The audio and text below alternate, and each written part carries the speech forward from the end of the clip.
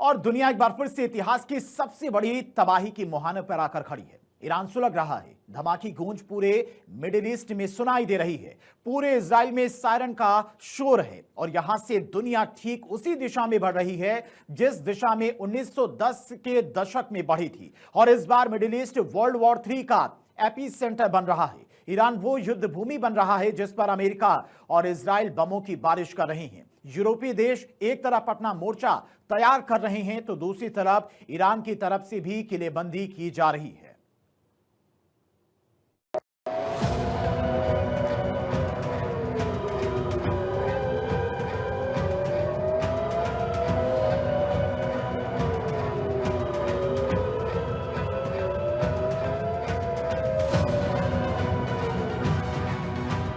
Iran का इंतकाम, महाविनाश का ऐलान।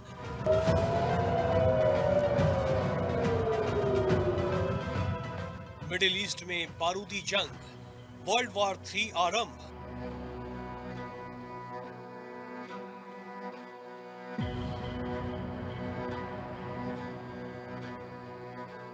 ईरान में विध्वंस, अब होगी सबसे बड़ी जंग।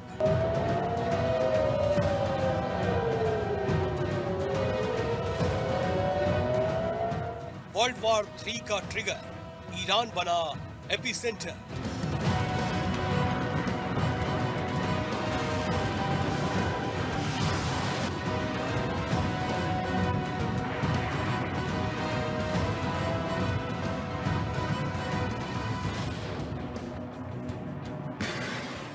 खामनेई की मौत का बदला, दुनिया पर सबसे बड़ा खतरा।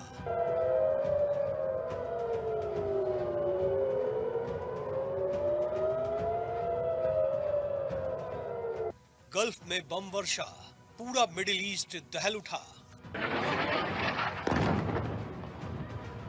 पिछले 3 दिन से ईरान में धमाकों की आवाज थमी नहीं है। बीते 72 घंटे से इजराइल की बम वर्षा रुकी नहीं है। That was fast. Look how you run. Listen to that sound. पिछले शनिवार से अमेरिका ने ईरान में हाहाकार मचा रखा है। ईरान की टॉप लीडरशिप खत्म हो चुकी है। तेहरान की इमारतें अब मलबे के ढेर में बदल चुकी है। पूरा का पूरा शहर तबाही से थर्रा रहा है, लेकिन जंग अभी बाकी है।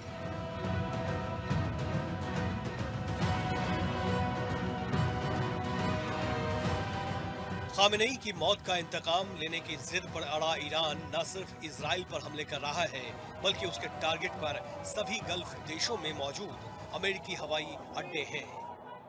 ईरान का इंतकाम, मिडिल ईस्ट में कोहराम। संयुक्त अरब अमीरात का अबू धाबी और दुबई, सऊदी अरब का रियाद, कतर का Doha, Kuwait, Jordan, Bahrain, Israel, Iraq, Syria और साइप्रस। ईरान ने कोई ऐसा निशाना नहीं छोड़ा जहां उसके बारूद की गंध न आ रही हो।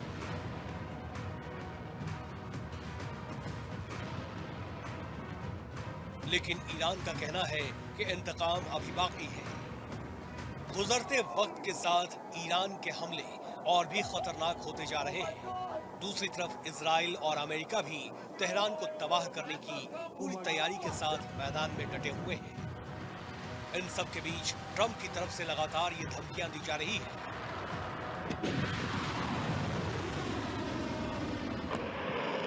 I once again urge the Revolutionary Guard, the Iranian military, police, to lay down your arms and receive full immunity or face certain death. It will be certain death. Won't be pretty. I call upon all Iranian patriots who yearn for freedom to seize this moment, to be brave, be bold, be heroic, and take back your country. America is with you. I made a promise to you, and I fulfilled that promise. The rest will be up to you, but we'll be there to help. Iran इस समय middle east का वो battle ground है जहां से दुनिया के तीसरे सबसे भीषण जंग की पटकथा लिखी जा रही है।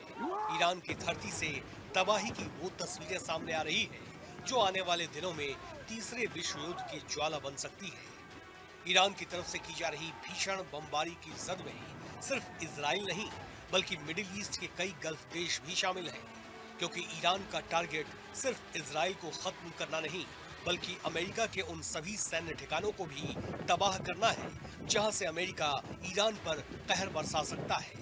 ईरान के इस इंतकाम और बारूदी प्लान का अंजाम आने वाले दिनों में दुनिया में बहुत बड़ी तबाही लेकर आ सकता है।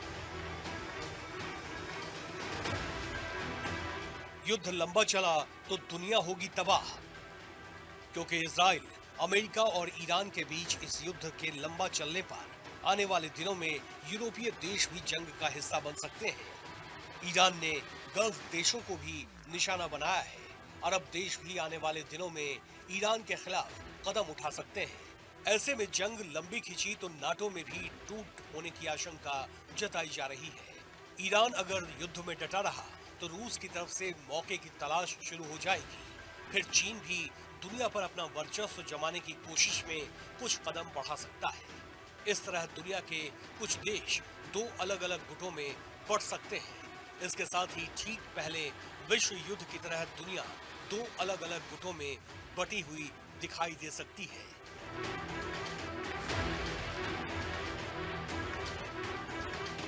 और इतिहास गवाह है कि दुनिया जब दो गुटों में बढ़ती है तो अंजाम दुनिया को जंग की तरफ धकेल देती है। ईरान पर 3 दिन से लगातार हो रहे हमलों ने तेहरान को तो पूरी तरह तबाह कर दिया है। 72 घंटों से ज्यादा वक्त से तेहरान के लोग चैन की नींद नहीं सो पाए। इजराइल के आसमान में सायरन का शोर लोगों को बंकर के अंदर बंधक बनने पर मजबूर कर रहा है। मिडिल ईस्ट में हालात इस वक्त सबसे खतरनाक है। जंग के बीच दुनिया इस समय सबसे नाजुक मोड़ पर खड़ी है। फिर भी ईरान की तरफ से दावा किया जा रहा है कि वो मिडिल ईस्ट में अमेरिकी अड्डों और इजराइल पर ऐसा हमला करेगा जिसकी कल्पना नहीं की गई।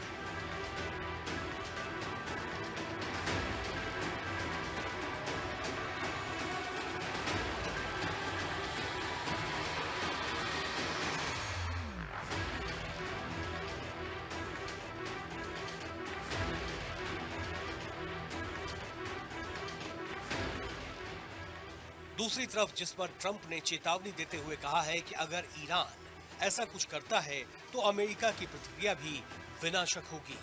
इस बीच दुबई समेत अरब देशों में ईरानी हमले जारी हैं। रूस और चीन का साइलेंट समर्थन ईरान को ताकत दे रहा है। हालात ये हैं कि दुनिया फिर एक बार दो गुटों में बटी है, जहां से आगे विश्व युद्ध की तबाही नजर आती है। अमेरिका के ऑपरेशन एपिक फ्यूरी और इजराइल के ऑपरेशन लायंस रोवर ने पूरे ईरान में तबाही मचा दी है।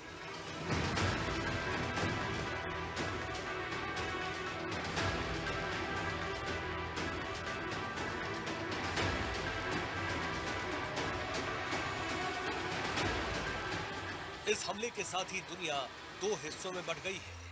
पिछले विश्व युद्धों की तरह इलाके के लोग और दुनिया की शक्तियां दो अलग अलग जियोपॉलिटिकल कैंप में बंटने लगी है।